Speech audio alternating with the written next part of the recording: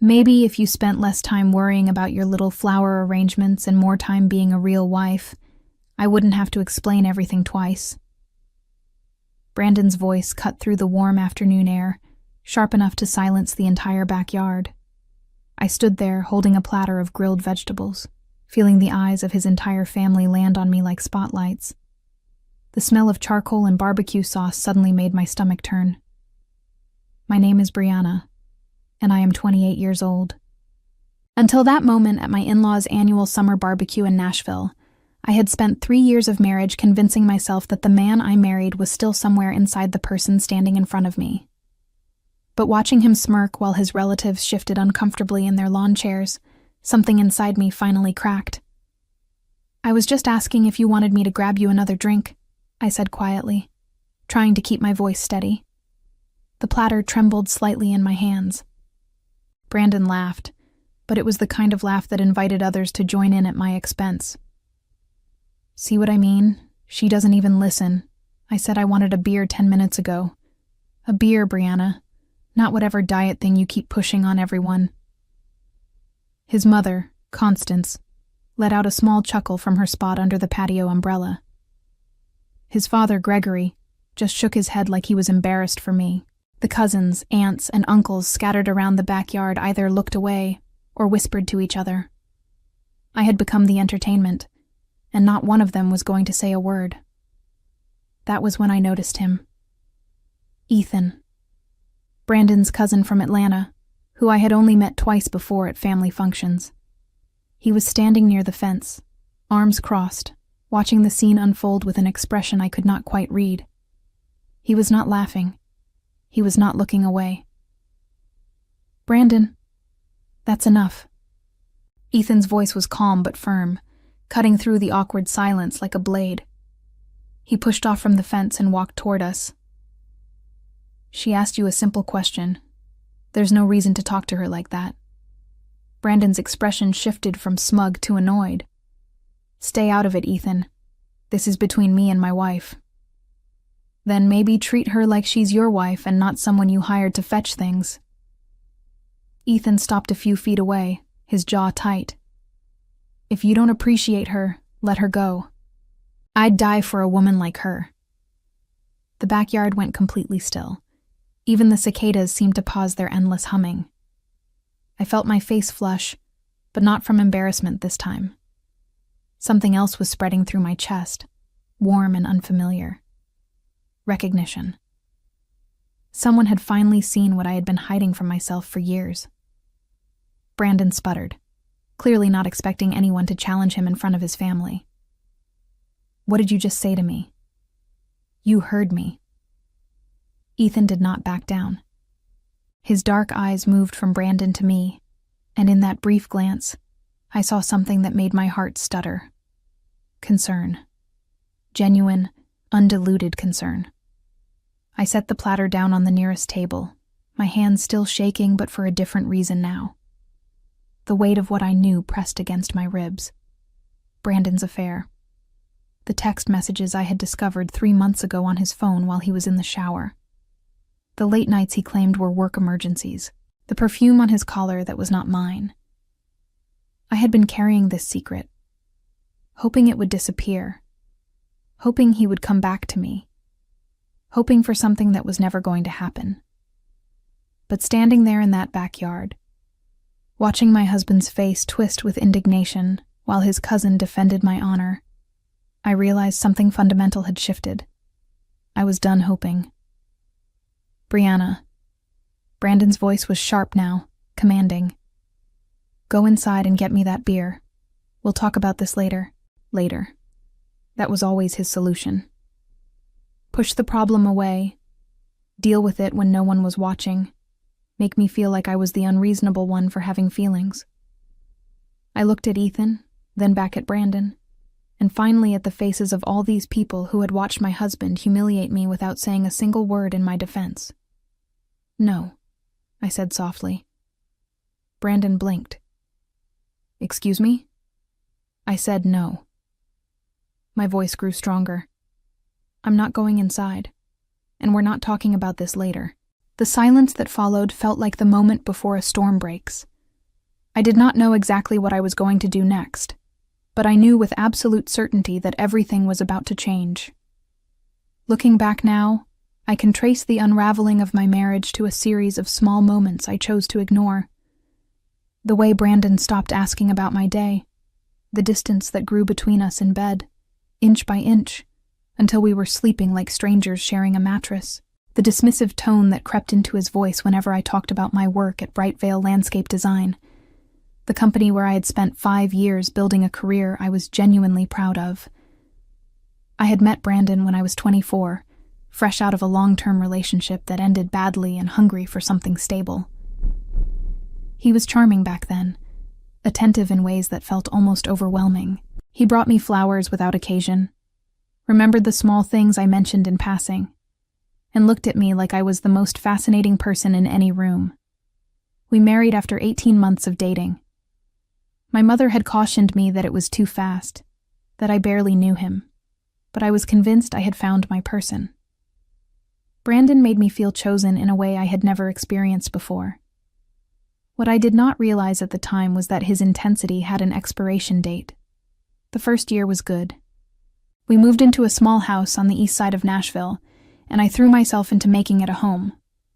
Brandon worked as a regional sales manager for an agricultural equipment company, which meant long hours and occasional travel. I filled the gaps with my own career, pouring energy into designing outdoor spaces for clients who trusted my vision. By the second year, things started to change. Brandon grew irritable when I talked about my projects. He made comments about how my job was not a real job, just playing with plants. At first I laughed it off, thinking he was joking.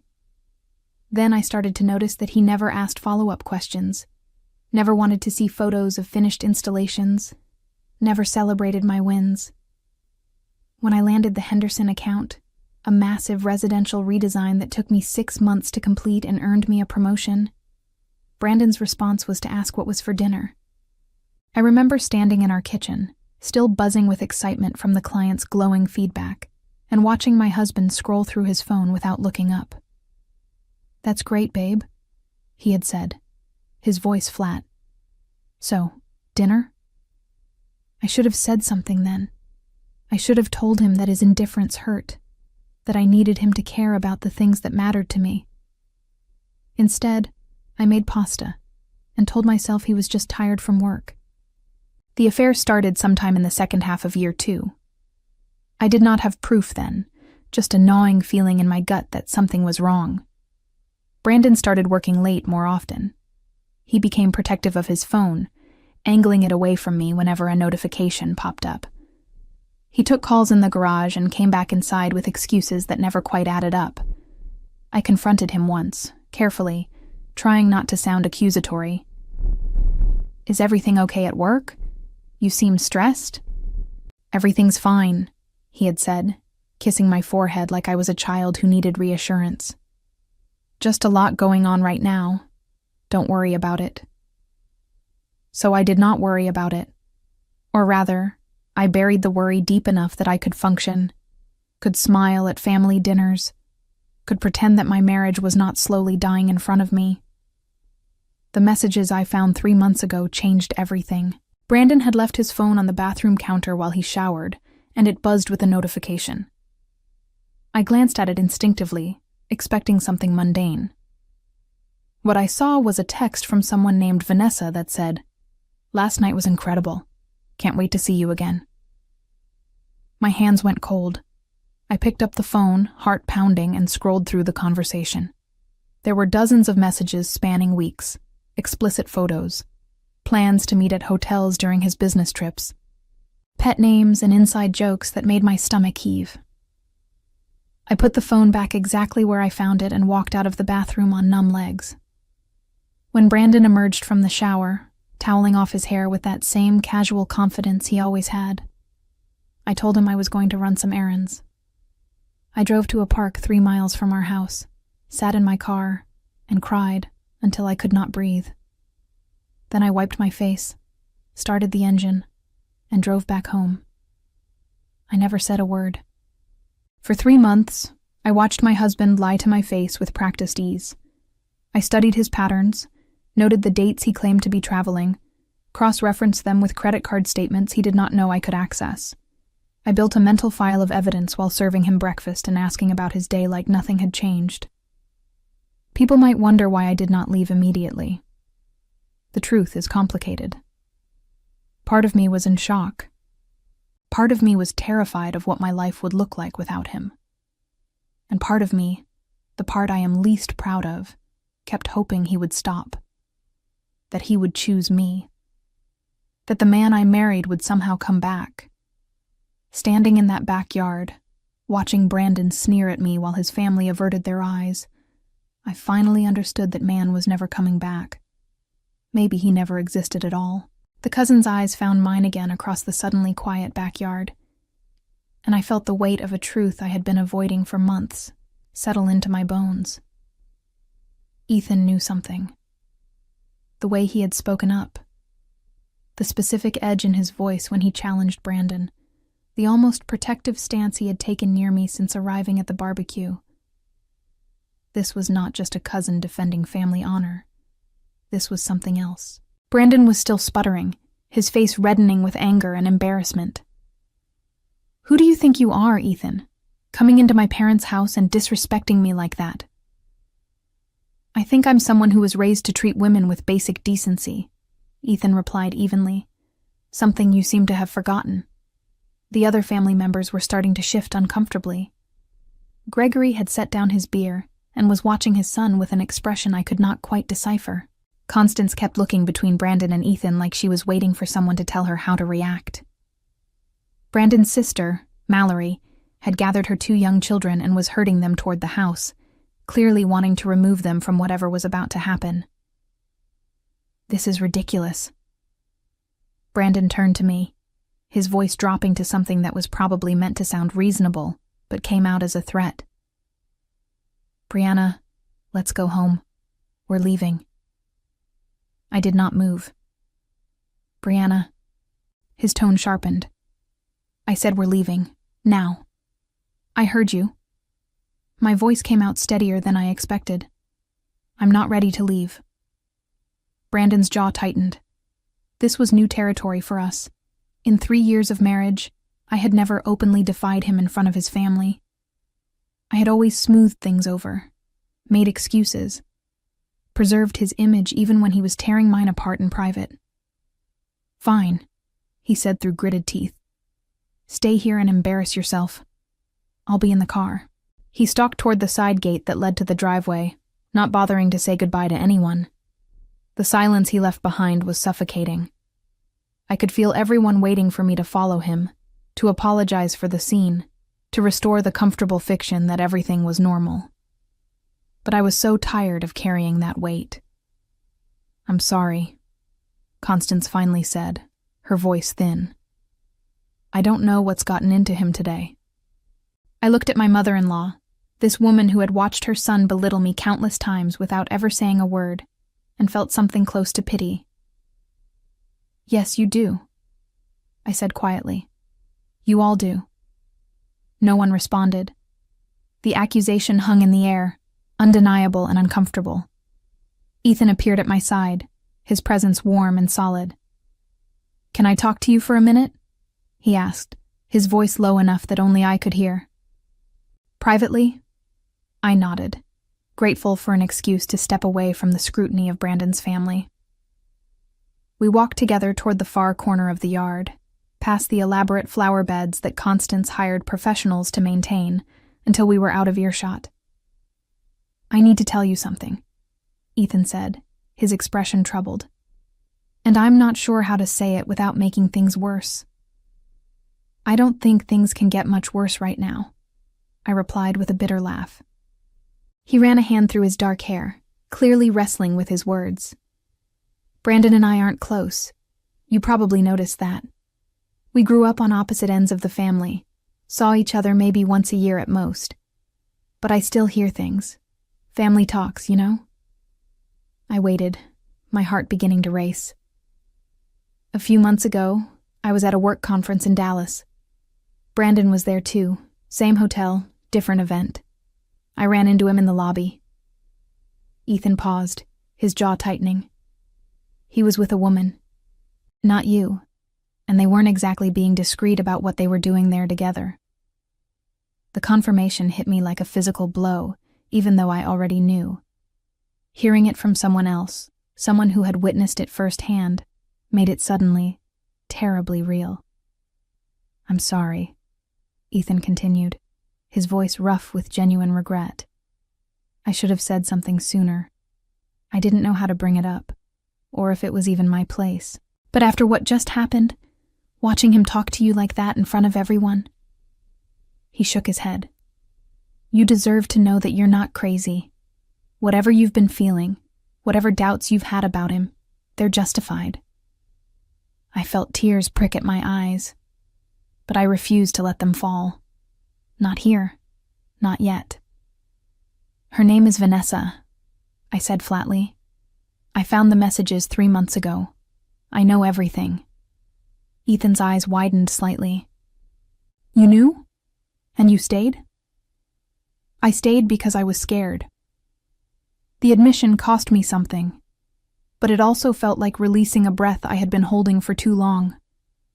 I stayed because I thought maybe if I was patient enough, good enough, he would change. I stayed because leaving felt like failing. It's not failing to walk away from someone who doesn't value you, Ethan said firmly. It's surviving. I looked at him then. Really looked at him. The earnest concern in his eyes, the way he stood close enough to offer support, but far enough to respect my space. The simple fact that he had been the only person to speak up for me all afternoon. This man, who I barely knew, had shown me more respect in 10 minutes than my husband had in the past year. Something shifted inside me. Not a decision exactly, but the clearing away of fog that had kept me from seeing the path forward. I knew what I needed to do now. The only question was whether I was brave enough to do it.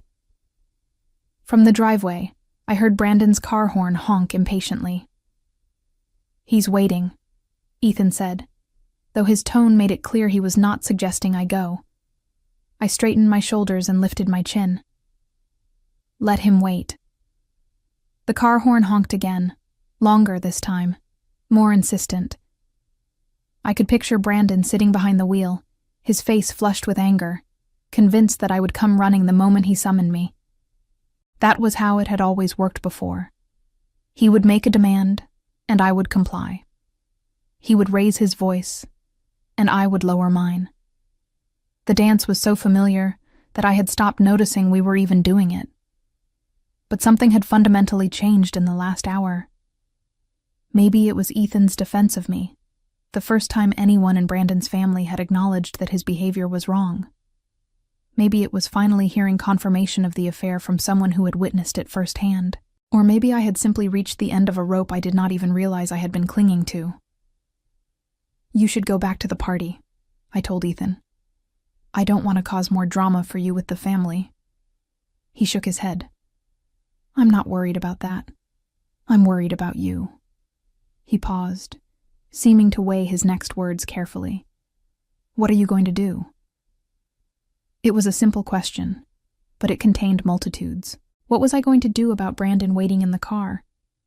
What was I going to do about our marriage? What was I going to do about the life I had built around a man who apparently saw me as little more than a convenience to be discarded when something shinier came along? I don't know yet, I admitted.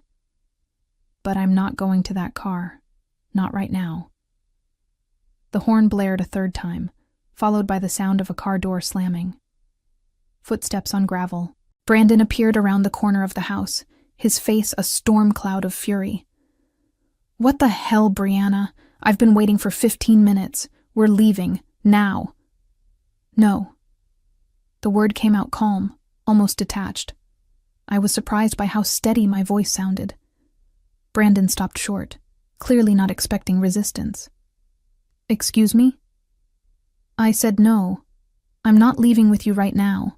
I need some time to think. Think about what? He threw his hands up in exasperation. What is there to think about?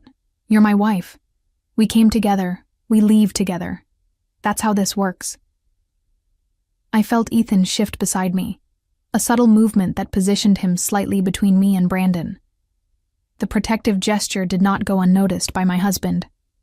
Oh, I see what's happening here. Brandon's eyes narrowed as he looked between us. You've been talking to him, haven't you? Filling your head with garbage. What did he tell you? Nothing I didn't already know, I replied. Something flickered in Brandon's expression. Just for a moment, I saw a flash of fear behind the anger. He knew. He knew that I knew. The question was whether he would continue to deny it or finally drop the act. He chose denial. I don't know what you think you know, but you're being ridiculous. This whole scene is embarrassing. My entire family is watching. He gestured vaguely toward the backyard, where I could see several relatives hovering near the patio, clearly trying to observe without being obvious about it. Good, I said. Maybe they should see who you really are. Brandon's face went from red to nearly purple. Who I really am. I'm the one who works 60 hours a week to support us. I'm the one who pays the mortgage on our house. I'm the one who puts up with your obsession with plants and dirt while you play at having a career. And this is the thanks I get? The old Brianna would have crumbled under this assault. She would have felt the familiar shame of being called out, would have questioned whether she was being unreasonable, would have apologized just to make the conflict stop. But I was not the old Brianna anymore. My obsession with plants and dirt pays for the cars in our driveway, I said quietly. My career contributed to the down payment on that house, and as for putting up with me, you seemed to find plenty of comfort elsewhere when I wasn't enough for you. The color drained from Brandon's face. What are you talking about? Vanessa. I let the name hang in the air between us. The woman you've been sleeping with for the past 8 months. The one you meet at hotels during your business trips. The one who sends you photos that would make your mother faint. Brandon's mouth opened and closed several times, but no words came out. Behind him, I saw Constance step onto the patio, close enough now to hear the conversation. Her face had gone pale. I found the messages 3 months ago. I continued, my voice gaining strength. I know about the hotel in Dallas, the weekend in Memphis, the apartment she has downtown that you visit every Thursday when you claim you're working late.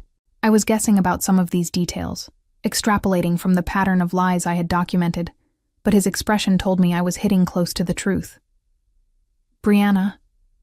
Brandon's voice had shifted from anger to something more desperate. You don't understand. It wasn't what you think. She means nothing to me. It was a mistake. A mistake that lasted 8 months? I shook my head slowly. A mistake you kept making over and over again while you came home and criticized everything I did? While you made me feel like I was the problem in our marriage?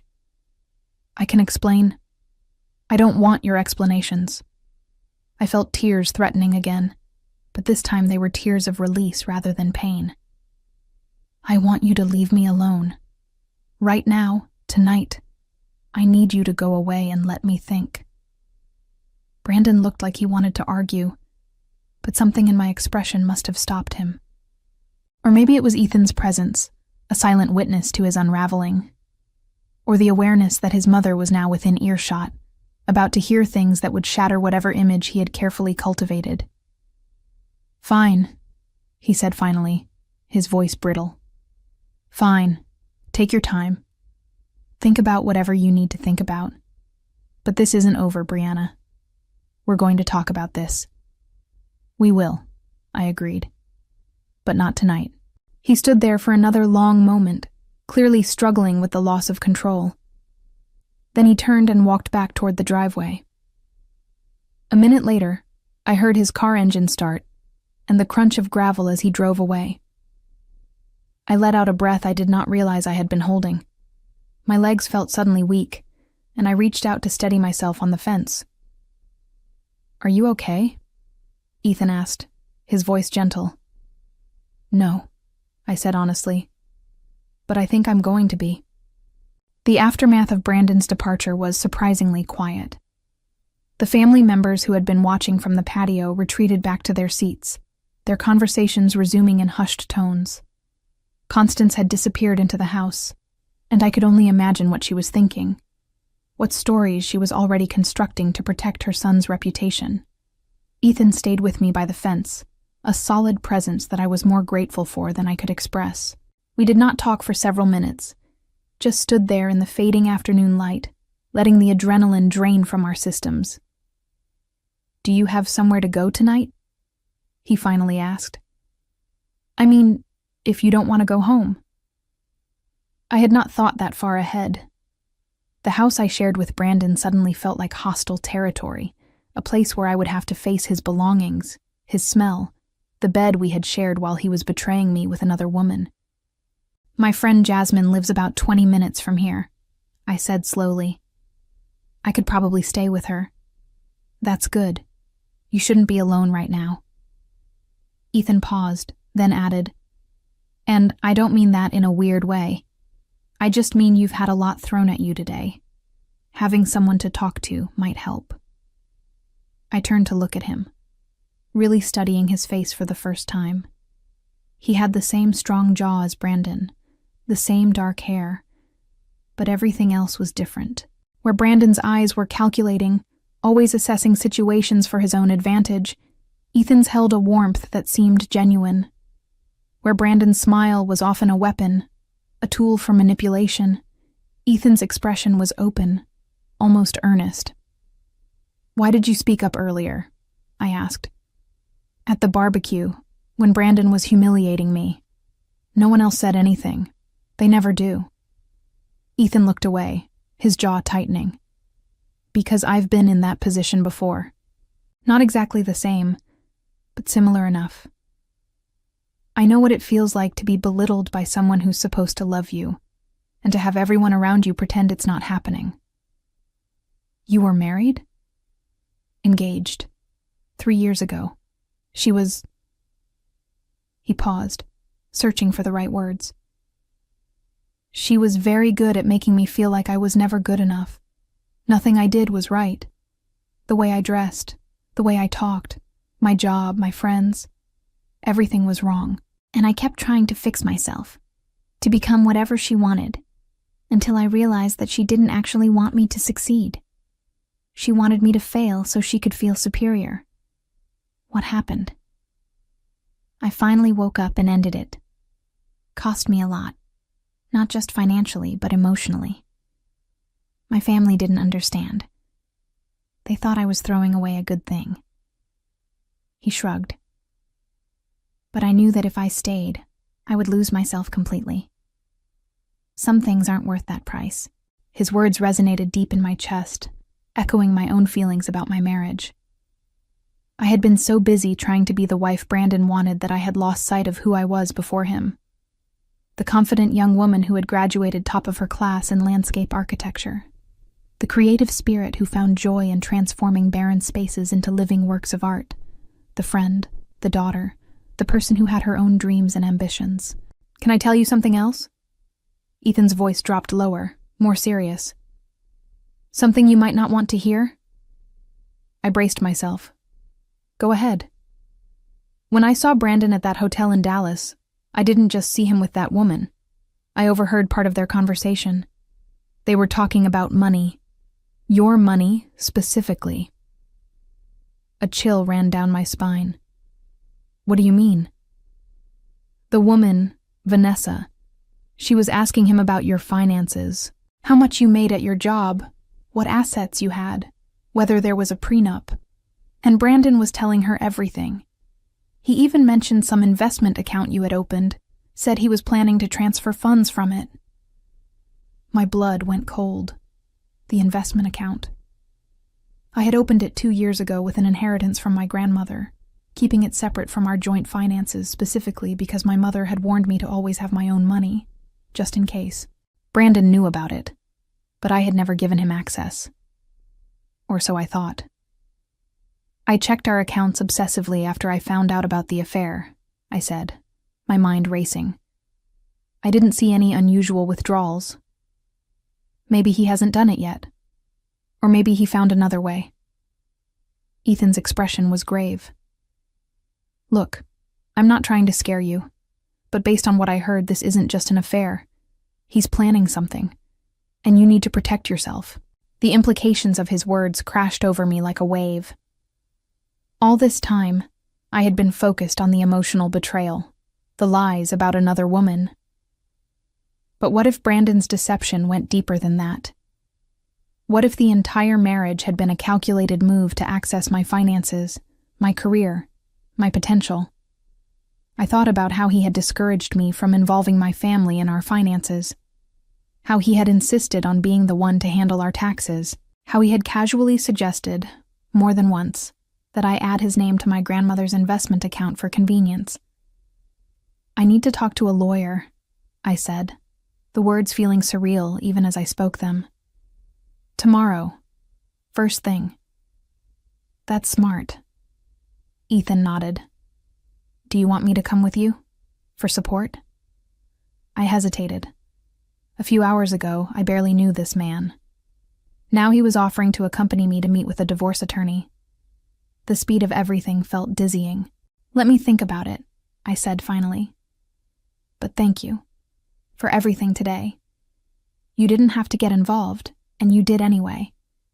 Yes, I did. His voice was firm. Someone should have stood up for you a long time ago. I'm just sorry it took this long. The sun was beginning to set, painting the sky in shades of orange and pink that would have made me reach for my camera on any other day. But beauty felt irrelevant right now, drowned out by the weight of everything I had learned in the past few hours.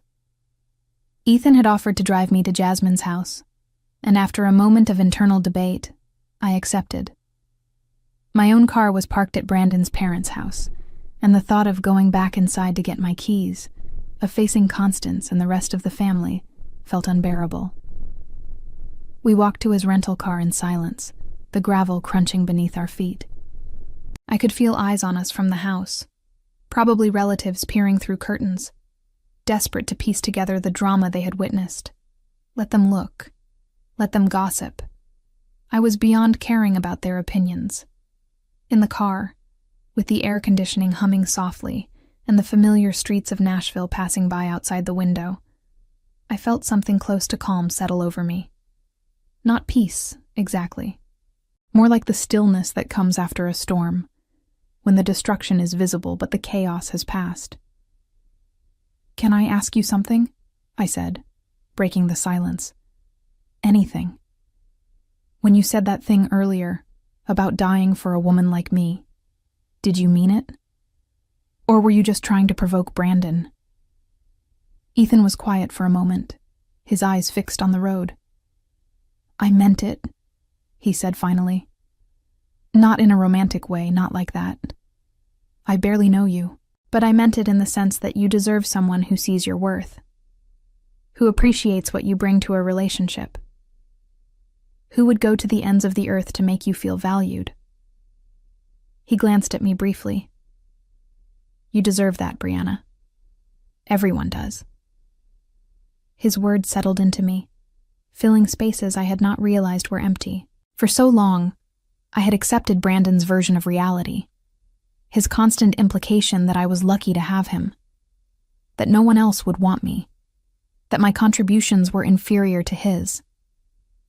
Hearing someone articulate the opposite, even a relative stranger, felt like stepping into sunlight after years in a dark room.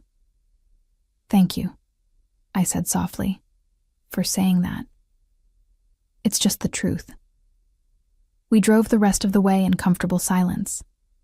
When we pulled up to Jasmine's townhouse, I could see lights on inside, and I felt a wave of relief that she was home. Are you going to be okay from here? Ethan asked as I unbuckled my seatbelt. I think so. I paused with my hand on the door handle. Listen, I know we barely know each other, but what you did today, it changed something for me. It made me realize that I've been accepting treatment I never should have tolerated. So thank you for that. He nodded slowly. If you need anything at all, here's my number. He pulled out his phone, and I gave him mine. A moment later, my phone buzzed with his contact information. I'll let you know how the lawyer meeting goes, I said. Please do. And Brianna? He waited until I met his eyes. Be careful. If Brandon is really planning something with your finances, he might escalate when he realizes you're not coming back. People like that, they don't handle losing control very well. The warning sent a shiver down my spine, but I nodded. I'll be careful. Jasmine answered the door within seconds of my knock, took one look at my face, and pulled me into a fierce hug without asking any questions. That was the kind of friend she was. She led me inside, sat me down on her couch, pressed a glass of wine into my hands, and then said simply, "Tell me everything." So I did. I told her about the barbecue, about Brandon's humiliation, about Ethan's intervention. I told her about the affair with Vanessa, the messages I had discovered, the months of silence I had endured.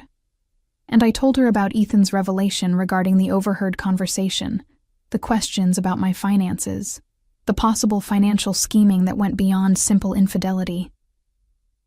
By the time I finished, the wine bottle was empty, and Jasmine's expression had shifted from sympathy to fury. I always knew there was something off about him, she said, her voice tight. The way he talked to you at parties, like you were a child who needed to be managed. The way he would shut down whenever you mentioned your work.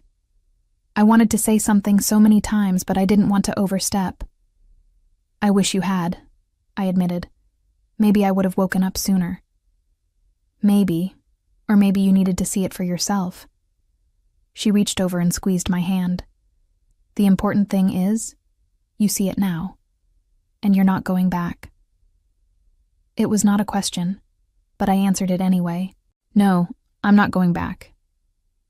We stayed up late into the night, making lists and forming plans. Jasmine knew a divorce attorney from her work in real estate, someone who specialized in cases involving hidden assets and financial deception. She promised to call first thing in the morning and get me an emergency consultation.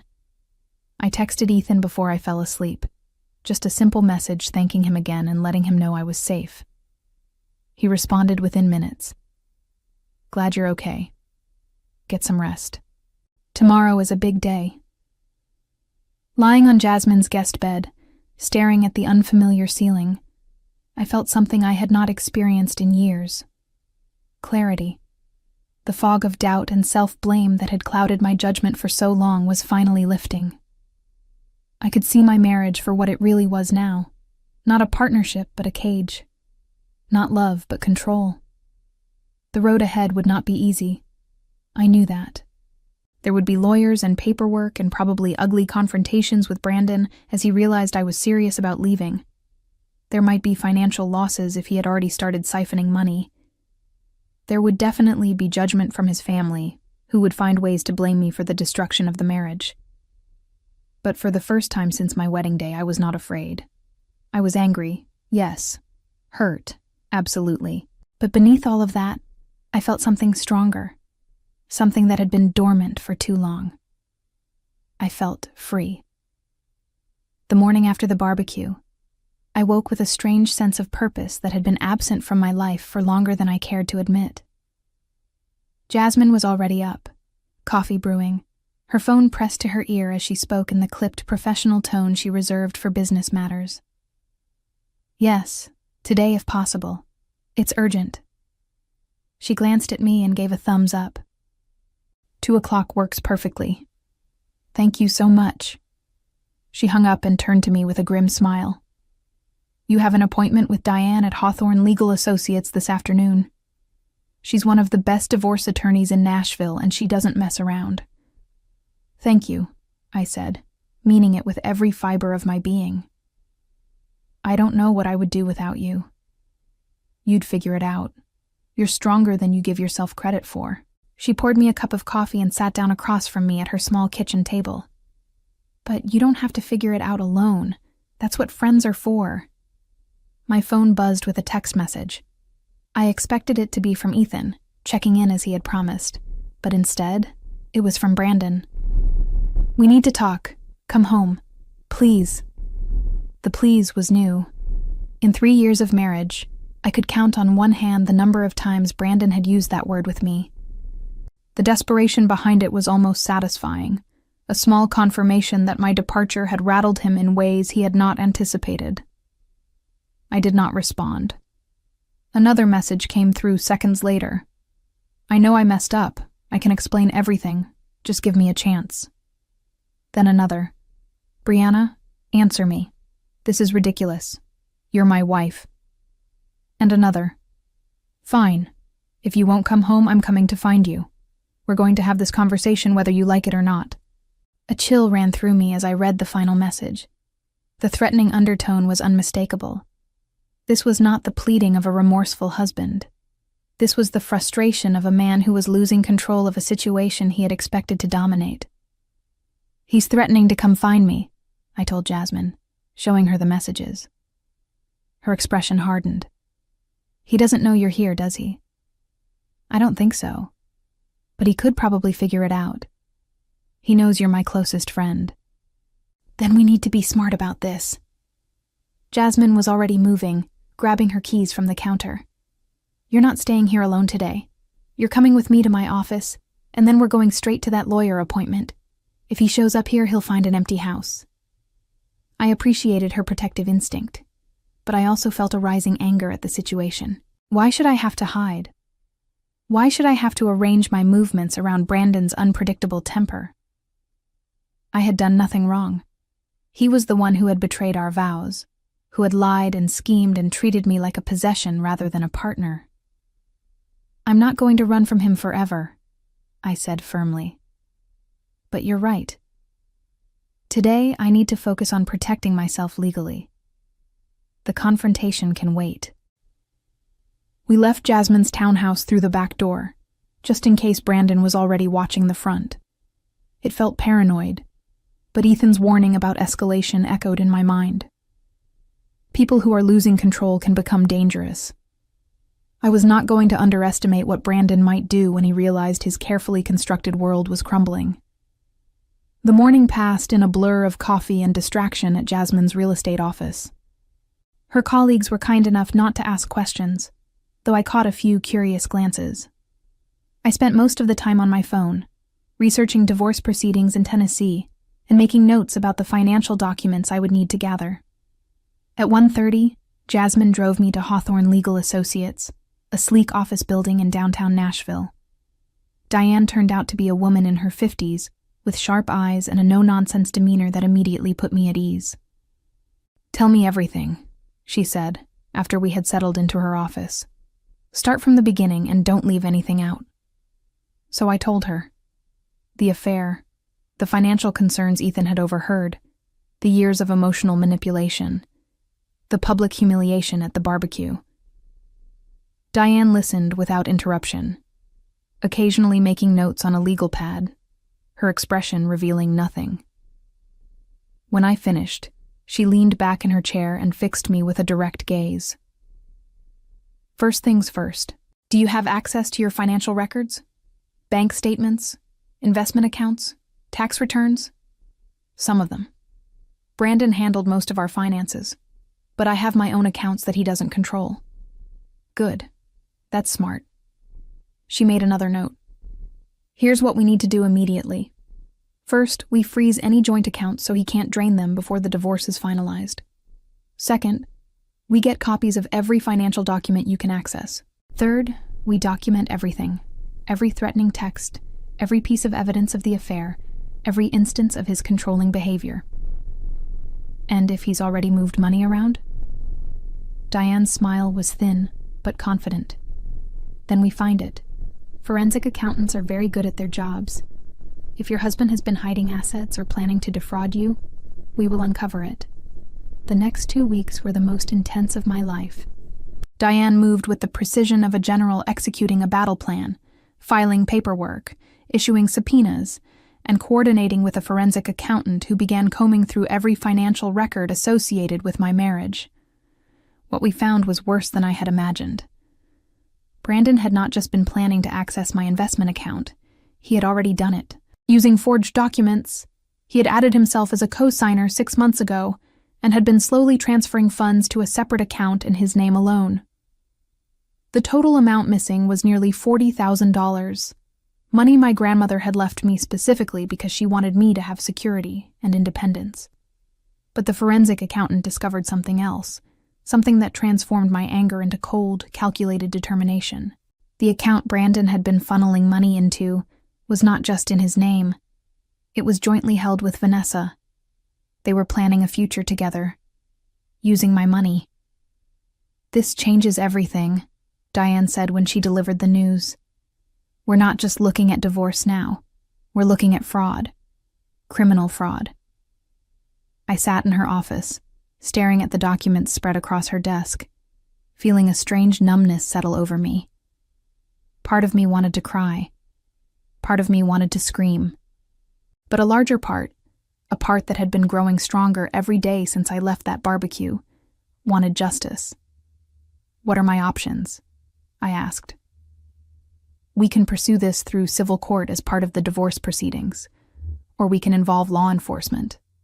Given the amount of money and the clear evidence of forgery, I would recommend both." "Do it." My voice was steady. "I want him to face consequences for what he's done." Diane nodded approvingly. "I was hoping you'd say that." The following days were a whirlwind of legal activity. I filed a police report documenting the fraud. Diane served Brandon with divorce papers that included a detailed accounting of the missing funds and a demand for their immediate return. And I finally changed the locks on the house that was in my name, because I had inherited it from my grandmother along with the investment account. Brandon had been living in my house, spending my money, and planning to leave me for another woman. The irony was not lost on me. His reaction to the divorce papers was predictable. He called me 17 times in 1 hour, leaving increasingly frantic voicemails that ranged from pleading to threatening. When I did not respond, he showed up at Jasmine's townhouse, pounding on the door and demanding to speak with me. Jasmine called the police. They escorted him away with a warning, and Diane immediately filed for a restraining order. Throughout all of this, Ethan remained a steady presence. We texted daily, and he called every few nights to check on my well-being. He had returned to Atlanta after the barbecue, but made it clear that he was available if I needed anything. His support was uncomplicated and genuine, asking nothing in return, expecting nothing from me except that I take care of myself. "How are you holding up?" he asked during one of our evening calls. "Better than I expected," I admitted. "Having a plan helps. Knowing that he's going to face real consequences helps more. You're handling this with incredible strength. I hope you know that." "I don't feel strong. I feel angry and tired and sad sometimes when I think about how much time I wasted on someone who never really loved me." "Those feelings make sense," Ethan said gently. "But you're not wasting time anymore. You're building a new life. That's something to be proud of." His words stayed with me long after we hung up. Building a new life. It sounded daunting, but also exhilarating. For the first time in years, my future was not determined by Brandon's expectations or demands. It was mine to shape however I chose. The final confrontation came 3 weeks after the barbecue, in the courtroom where our divorce proceedings were being heard. Brandon sat at the opposite table with his own attorney, his face a mask of barely contained fury. Vanessa was notably absent, having apparently fled town when she learned that criminal charges were being considered against both of them for the fraud. Diane presented our case with devastating precision. The forged documents, the bank records showing systematic transfers, the joint account with Vanessa, the timeline of deception that stretched back nearly a year. By the time she finished, even Brandon's attorney looked defeated. The judge's ruling was everything I had hoped for. Brandon was ordered to return all misappropriated funds immediately, plus interest. He was stripped of any claim to the house or my personal assets. And most satisfying of all, the court referred the matter to the district attorney's office for criminal prosecution. As the judge delivered the verdict, I watched Brandon's face crumble. The arrogance that had defined him for so long dissolved into something smaller, more pathetic. He looked like a man watching his entire world collapse. And in that moment, I felt no sympathy. Only vindication. "This isn't over," he hissed as we filed out of the courtroom. "You think you've won, but you haven't. I'll appeal. I'll fight this." I stopped and turned to face him, meeting his eyes without flinching. "No, you won't. Because if you do, every piece of evidence we have goes public. The affair, the fraud, all of it. Your family, your colleagues, everyone you've ever tried to impress will know exactly who you are." His face went pale. "You wouldn't. Try me." I held his gaze for a long moment, watching the fight drain out of him. Then I turned and walked away, leaving him standing alone in the courthouse hallway. Outside, the Nashville sun was warm on my face. Jasmine was waiting on the steps, and she cheered when she saw my expression. "We won. We won." She hugged me fiercely, and I let myself sink into the embrace, feeling the tension of the past weeks finally begin to release. It was over. Not the healing, not the work of rebuilding my life, but the battle. The war I had not even known I was fighting until Ethan spoke up at that barbecue and showed me that I deserved better. Speaking of Ethan, my phone buzzed with a text from him. "How did it go?" I smiled as I typed my response. "Better than I could have imagined. Thank you for everything." His reply came quickly. "You did all the hard work. I just gave you a push." That evening, I sat on the porch of my grandmother's house, my house, watching the sunset paint the sky in shades of gold and amber.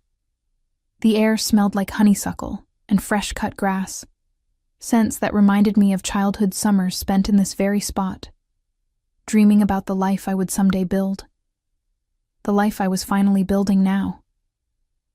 Ethan called as the last light faded from the sky. We talked for over an hour, about everything and nothing, about his work in Atlanta and my plans for expanding my landscape design business, about the future and what it might hold. There was no pressure, no expectations, just the easy conversation of two people who had found an unexpected connection in the midst of chaos. "I'm thinking about coming back to Nashville next month," he said near the end of our call. "There's a project I'm consulting on. Maybe we could get dinner?" I smiled into the phone. "I'd like that." After we hung up, I stayed on the porch for a while longer, letting the night settle around me.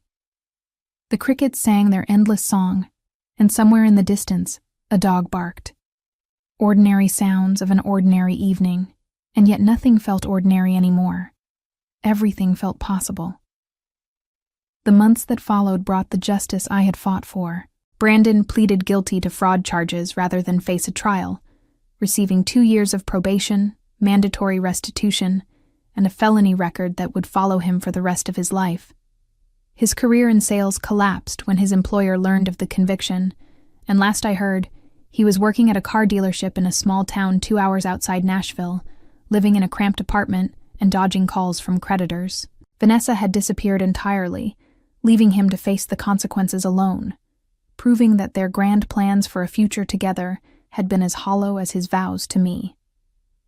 Constance and Gregory, humiliated by the scandal, had retreated into denial, insisting to anyone who would listen that their son had been entrapped.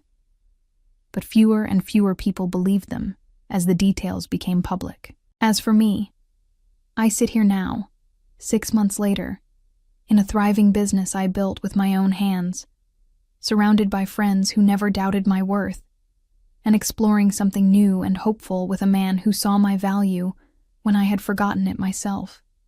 Looking back on everything that happened, I realized that the moment Brandon tried to mock me into silence at that barbecue was actually the moment my real life began, and I would not trade that painful awakening for anything in the world.